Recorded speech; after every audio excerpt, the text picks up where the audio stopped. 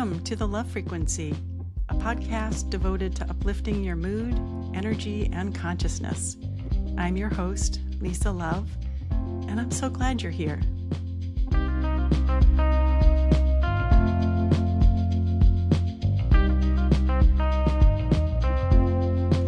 Welcome back. I'm so glad you're tuning in.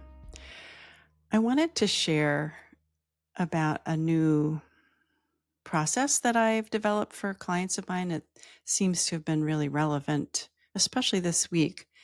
And so before we dive into that, I just want to invite you, if you can, wherever you are, and if you can't now, to come back later and really tune into yourself and notice whatever you notice about what's going on physically.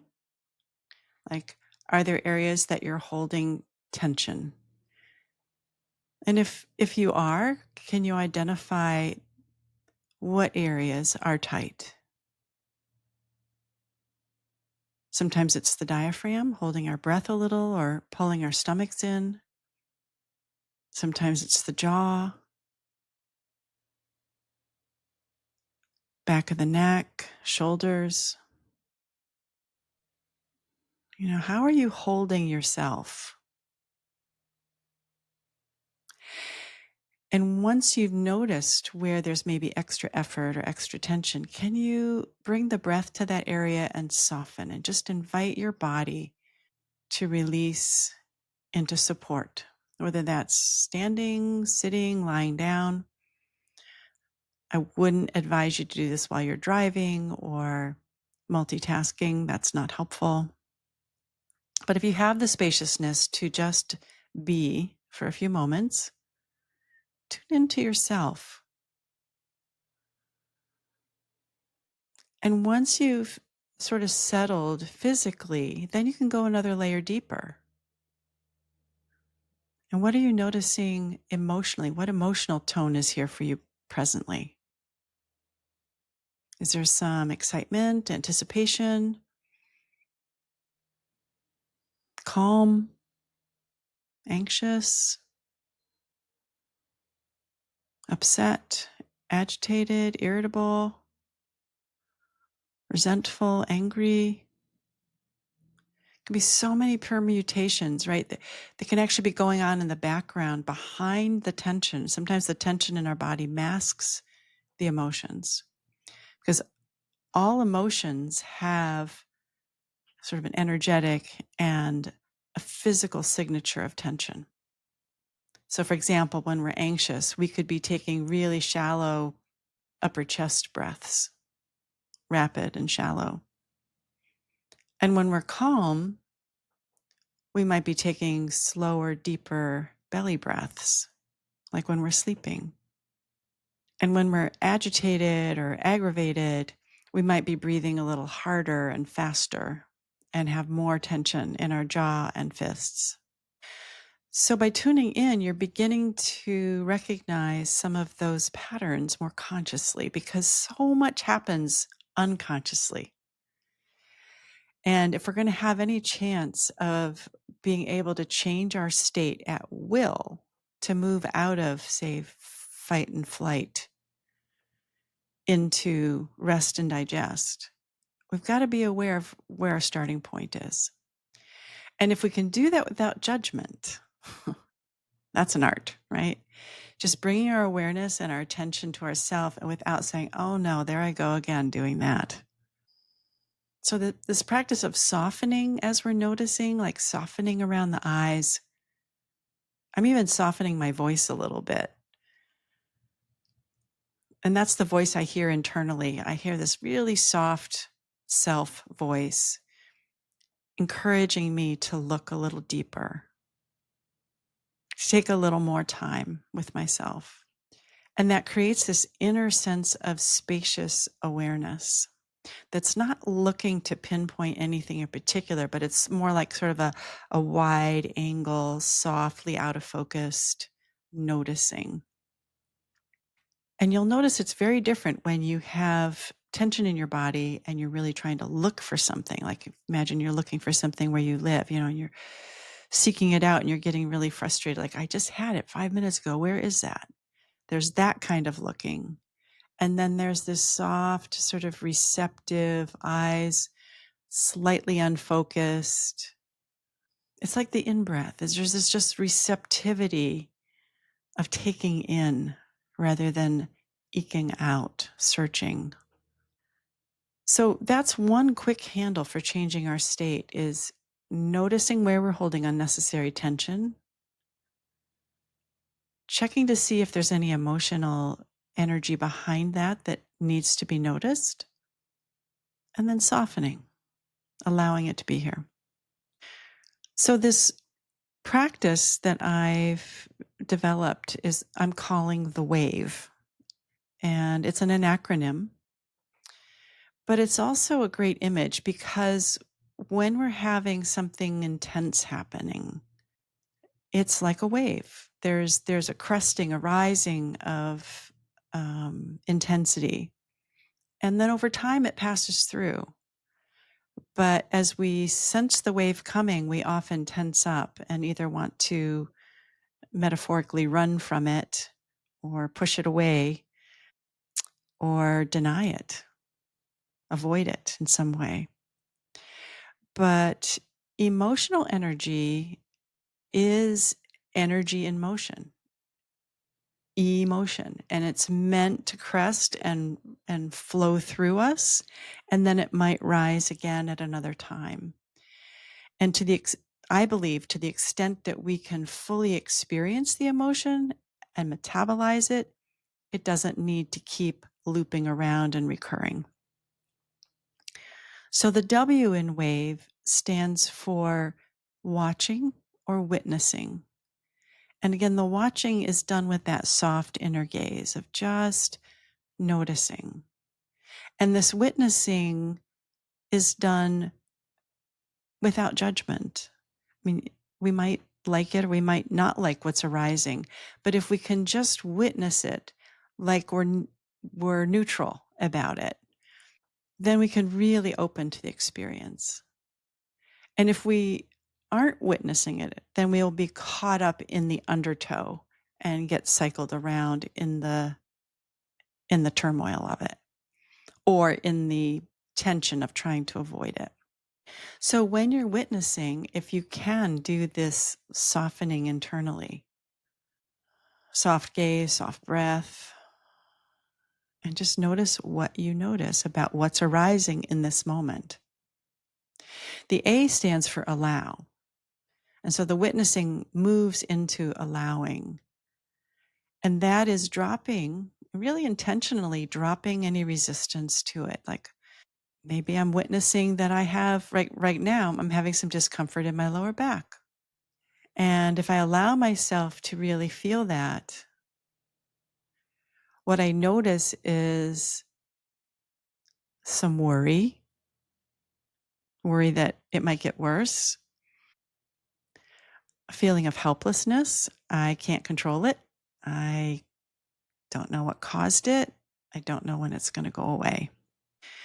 But when I allow myself to really experience it, to witness it, and notice it, I unhook or disentangle myself from some of the unconscious tensing up against what is unknown, what's unwelcome. So I witness it, I allow it to be here, and I stay with that until I really feel the resistance dropping away. Oh, here it is. So allowing actually has a tinge of welcoming to it. And that reminds me of Rumi's poem, The Guest House. I don't know if you're familiar with that, but I'll share that after I go through the other two. And then the third level is to verbalize it to yourself, to really kind of narrate to yourself what you're noticing.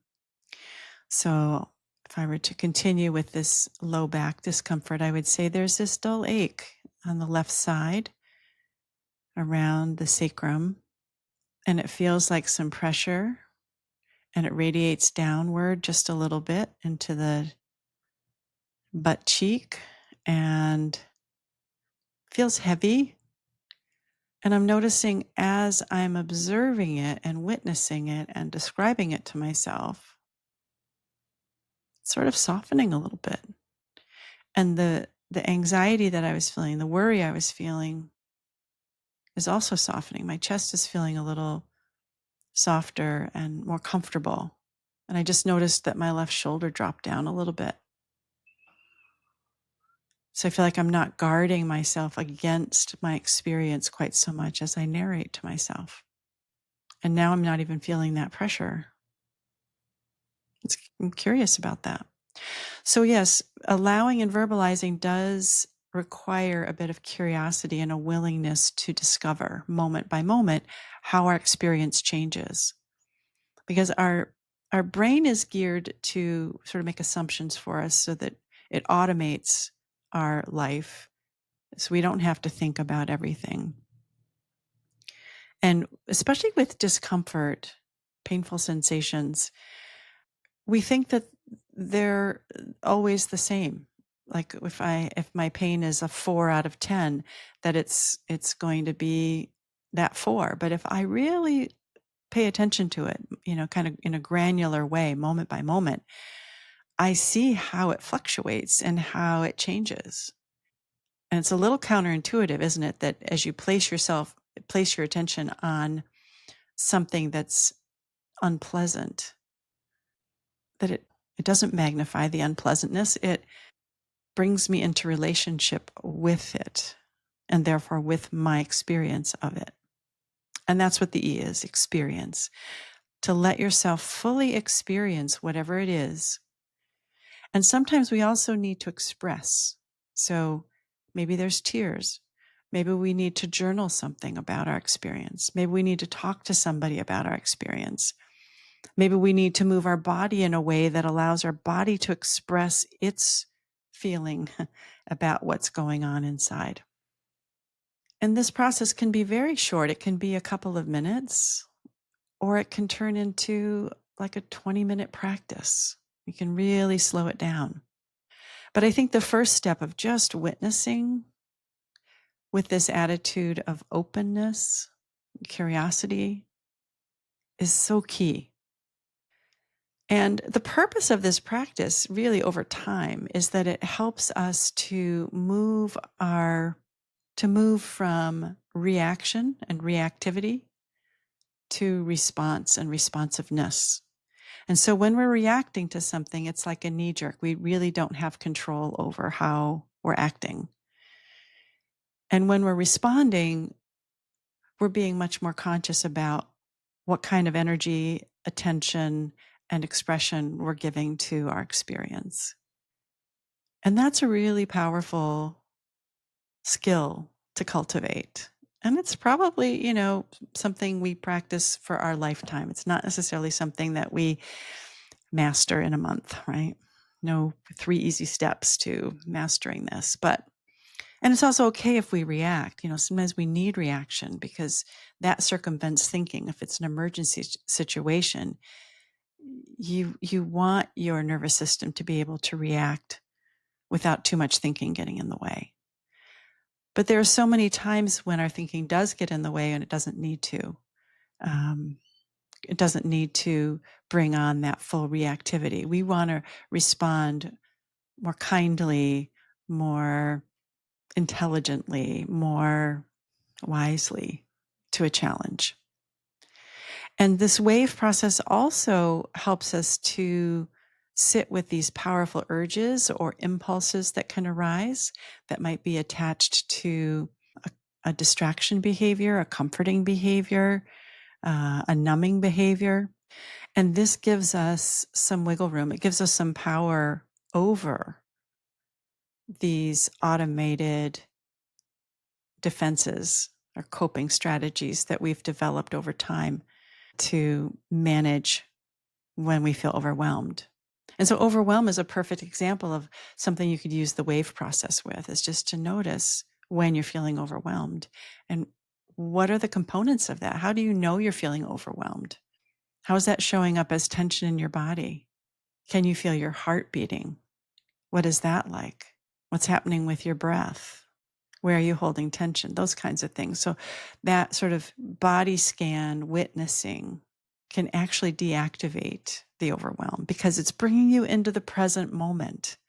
And it's often hard to feel overwhelmed when we're fully present because overwhelm usually comes from a combination of revisiting the past and judging it, or anticipating an upsetting future, a worrisome future, a stressful future, and mentally rehearsing for it. And I loved what Loretta LaRoche used to say, that life is not a stress rehearsal. And so many of us do, myself included. We picture the worst case scenario, and then what do we do in that case, right? And what we're doing is we're taking ourselves out of the present where this isn't actually happening and putting our nervous systems through a stress response, thinking it's going to help us when that thing that might happen happens.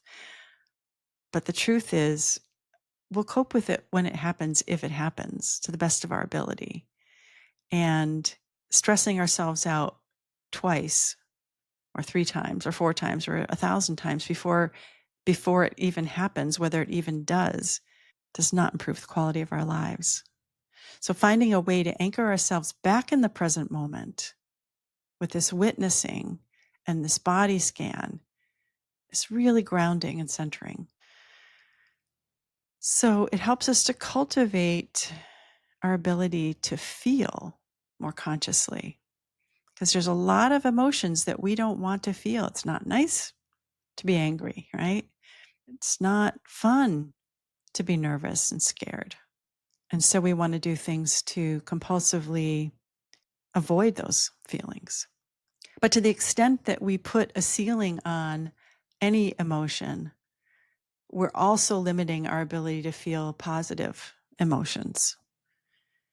And so if you really want to expand your capacity to feel good, you got to do the work of welcoming the not so good when it arises. And so many of us defend ourselves against feeling good, against feeling love, in fact, love for ourselves. I hear this over and over, and I've experienced it myself, that one of the hardest people to love is ourselves, because we've been conditioned from very early on by early experiences to think there's something wrong with us, that we're not lovable, and that we're flawed, and that we have to make up for it. And we can't let our guard down, because then others will see our flaws. And so I noticed this myself when I was doing a meditation this week, and it was a meditation on letting love in, that I had this feeling of this sort of stuff guarding around my heart, protecting me from taking in the love that is readily available. And somehow it came in. It just trickled in, and my eyes welled up with tears, and I realized, as much as I've been working on this and as self-loving as I am, wow, I still wasn't letting myself feel it fully up until that point. And I recognize there are so many tricks that I've developed to create a feeling of a substitute, like something better than love, something that's more attainable, perhaps not better than, but more attainable than than true self-love or true spiritual love. And that sort of chasing after accomplishment, attachment to outcomes, thinking that if I just play this round of golf well, then I'm going to feel really good about myself. If I just win this game of Corkle, then I'll know the universe is on my side. I often use games as a way to explore what my relationship is with my ego and with my soul. And when I can find something that flows, then it feels like this beautiful confirmation.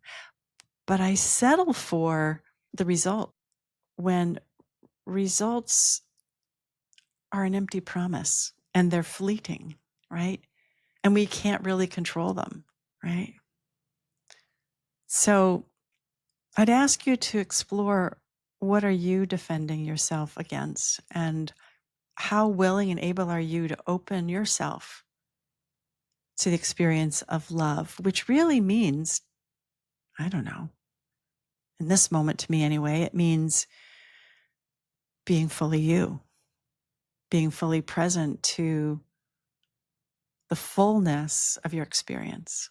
No barriers, softness, openness, aliveness, joy, peace.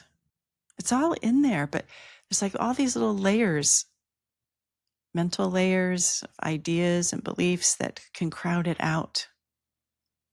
Physical layers of tension where we're not feeling and we're shut down. We're not even fully in our bodies, right? So I want to share this poem by Rumi, The Guest House. This being human is a guest house. Every morning, a new arrival, a joy, a depression, a meanness. Some momentary awareness comes as an unexpected visitor. Welcome and entertain them all, even if they're a crowd of sorrows who violently sweep your house empty of its furniture. Still, treat each guest honorably. He may be clearing you out for some new delight. The dark thought, the shame, the malice, meet them at the door laughing and invite them in. Be grateful for whoever comes, because each has been sent as a guide from beyond.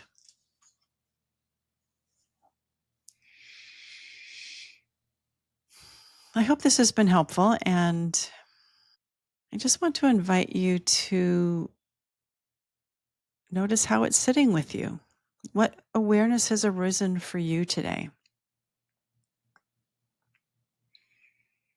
How easy is it for you to open your awareness to witness your experience? How does it feel to allow and take time to be slow and to really feel? How easy is it for you to narrate and verbalize to yourself what you're noticing? And how much time do you give yourself to really fully experience or express what you're feeling? I also learned that not all emotions need to be expressed as the emotion that I'm feeling. Sometimes just visualizing myself expressing a strong emotion like anger or rage gets it out of my system, because your nervous system can't distinguish the difference between something vividly imagined and actually experienced, actually enacted. So I hope that this helps you to expand your ability to tolerate discomfort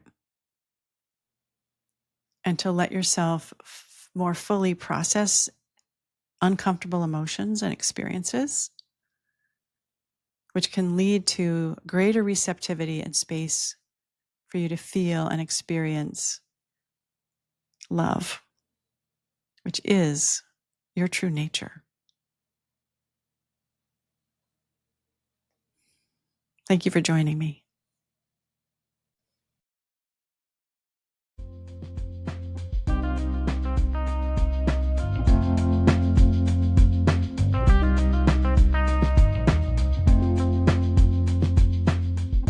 Thanks so much for tuning in today. If this episode spoke to your heart, share it with someone you love and let the goodness ripple out. You can send me a message with questions or suggestions for future episodes at mindfulguidanceforme.com. That's mindfulguidance, the number 4, me.com. Until next time, take good care.